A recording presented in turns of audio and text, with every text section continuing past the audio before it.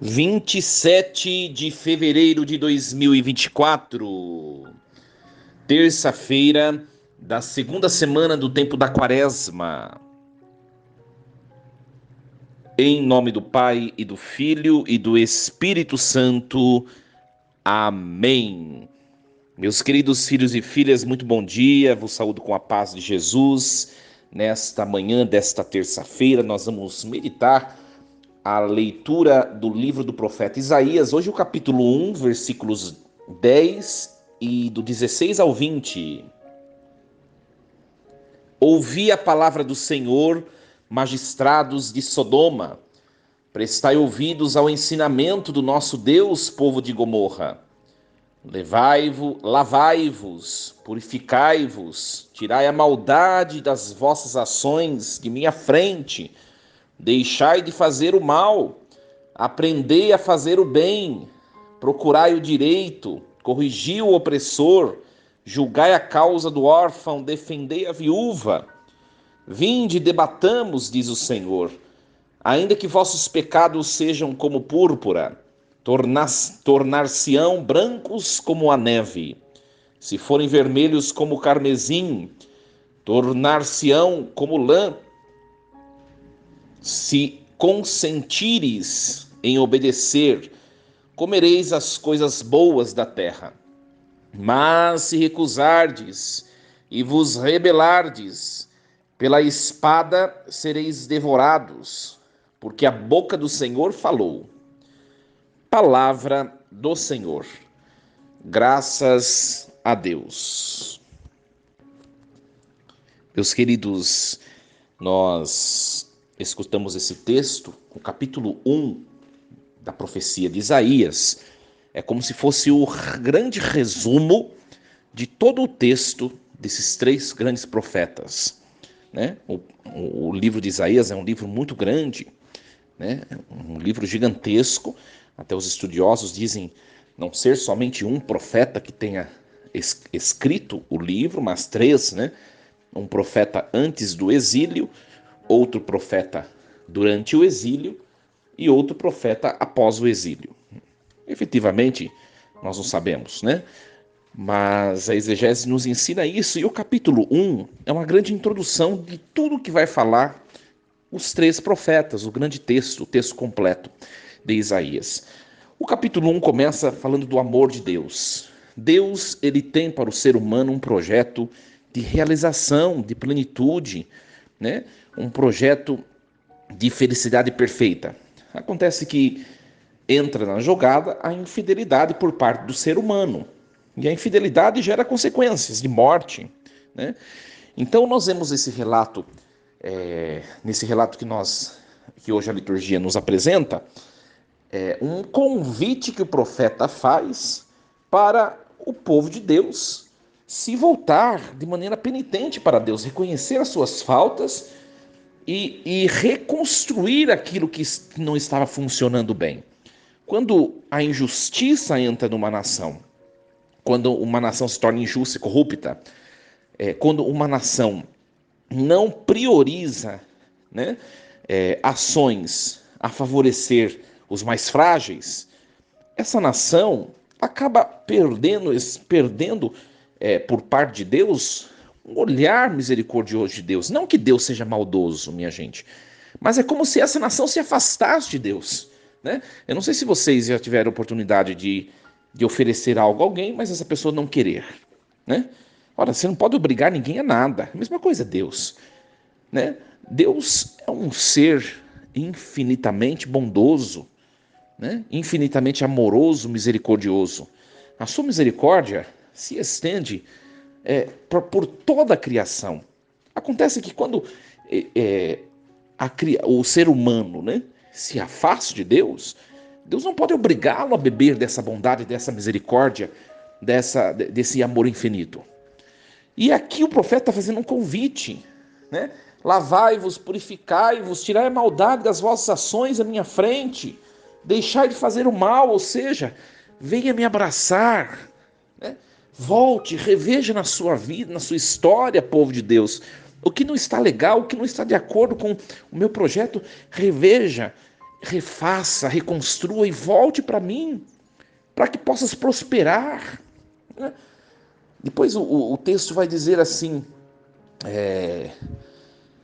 o texto vai dizer assim: se consentires em obedecer, comereis as coisas boas da terra.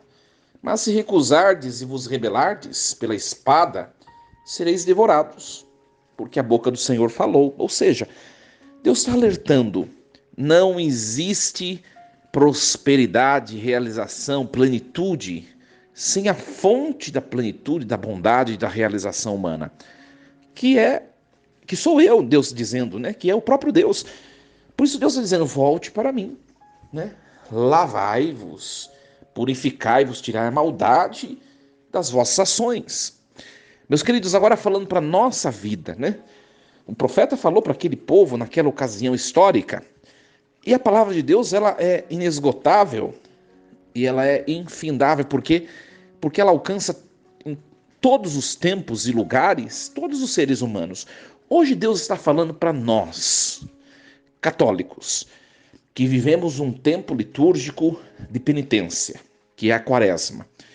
Ele está dizendo para nós hoje, vocês estão tendo mais uma oportunidade de rever a vida de vocês, a conduta de vocês, suas escolhas, né?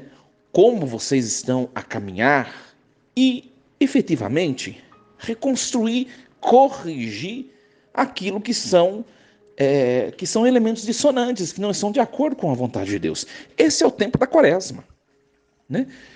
Qual o nosso problema? O nosso problema, minha gente, o nosso problema é que o tempo está passando muito depressa. Nós temos diversas incumbências, atividades, tantas obrigações no dia a dia. É uma correria estupenda, vai para cá, vai para lá, vai para lá. E a gente não consegue viver mais a Quaresma como se vivia antigamente, né? Eu ouvia da minha avó, quando ela era viva, quando quase no fim da vida dela, a gente conversava bastante, eu era adolescente, né? E eu via dela que antigamente as pessoas viviam a Quaresma de maneira tão mais respeitosa, intensa, um sentimento penitencial que era respirado até mesmo socialmente, né? O calar social, o calar pessoalmente falando, o viver esse tempo de meditação, de reflexão. Na Quaresma não pode fazer isso, na Quaresma não pode fazer aquilo, né? E não havia casamento na Quaresma, não havia batismo na Quaresma, até por parte da igreja não haviam tantas dualidades como há hoje, né? Aqui na minha paróquia mesmo, eu proibi celebrar batismo agora no tempo da Quaresma. É um tempo de nos voltarmos para a penitência e de focarmos esse itinerário que vai nos levar à Páscoa, que é o tempo por excelência do batismo, da vida, né? O tempo por excelência da igreja do ressuscitado. E a gente vai perdendo, né? Parece que dá um pouco a impressão, e ano passado eu falava isso nas minhas homilias, esse ano não falei, que o tempo da Quaresma virou simplesmente uma linguagem cultural. Eu só escuto a palavra Quaresma quando eu estou na igreja.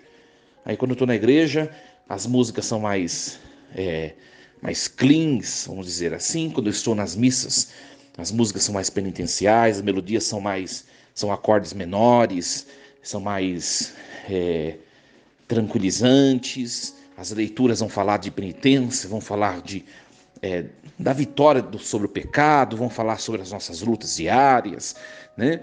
A cor litúrgica favorece os nossos sentidos, o sentido da visão, o roxo, favorece um pouco uma interiorização, mas saiu da igreja, né? Parece que acabou a Quaresma, né? Isso não nos favorece viver o que na igreja nos é proposto. Isso não estou falando somente os fiéis leigos que no dia a dia estão aí no mundo a correr atrás da correria do dia a dia. Todos nós, clérigos e leigos, todos nós corremos o risco de viver esse tempo quaresmal somente na prática cultual. E na vida continua a mesma coisa. Por isso que a igreja tem incisivamente proposto, faça algumas propostas de penitência, né? São 3 tipos de propostas, com aquelas 3 armas que nós recebemos na quarta-feira de cinzas. Faça uma proposta na sua vida, você para a sua vida pessoal, você para você mesmo, que é uma penitência. Faça abstinência de alguma coisa, né? Faça uma proposta na sua vida espiritual, que é você e Deus. Nessa quaresma eu vou rezar alguma coisa a mais. Tem gente que não está fazendo nada. Vai chegar no tempo da Páscoa, parece vai viver o tempo da Páscoa como se fosse uma continuidade. Por quê? Porque não mudou nada, não fez nada de diferente, né? A vida espiritual, uma proposta espiritual, e também faça alguma coisa como proposta para o outro, caritativa, né? Doe alguma coisa, guarde o dinheiro que você está economizando em algumas coisas e no final da quaresma entregue para alguma igreja, para alguma instituição de caridade, não sei, tá? Então, esse é a grande proposta desse tempo bonito, que deve tocar não somente a nossa vida espiritual, mas deve tocar todas as dimensões da nossa existência, inclusive a dimensão social, né? Então, minha gente, que nós coloquemos essa palavra de hoje no nosso coração, e a grande proposta desse tempo é que nós revisemos algum detalhezinho da nossa vida pessoal, da nossa humanidade, né? Eu dizia algumas homilias atrás, não lembro qual dia foi, se nós progredirmos, evoluirmos, amadurecermos num ponto que seja, na nossa humanidade falha, um pontinho que seja, um detalhezinho que seja, por mínimo que seja, a nossa quaresma já valeu. Mas, minha gente, quando a gente escuta às vezes, né? Você tem que atirar para cima para que caia pelo menos um pouquinho embaixo, né? A gente tem que fazer esforço, né? Fazer um esforço. Se não deu certo, recomece. Mas eu não consegui, recomece. E que a quaresma seja um tempo de luta, de batalha espiritual, de recomeços e de amadurecimento para todos nós. Que Deus assim nos ajude. Desejo uma terça-feira cheia de Deus, força e coragem. Em nome do Pai, do Filho e do Espírito Santo. Amém. E lembremos-nos sempre, Deus está no comando de tudo.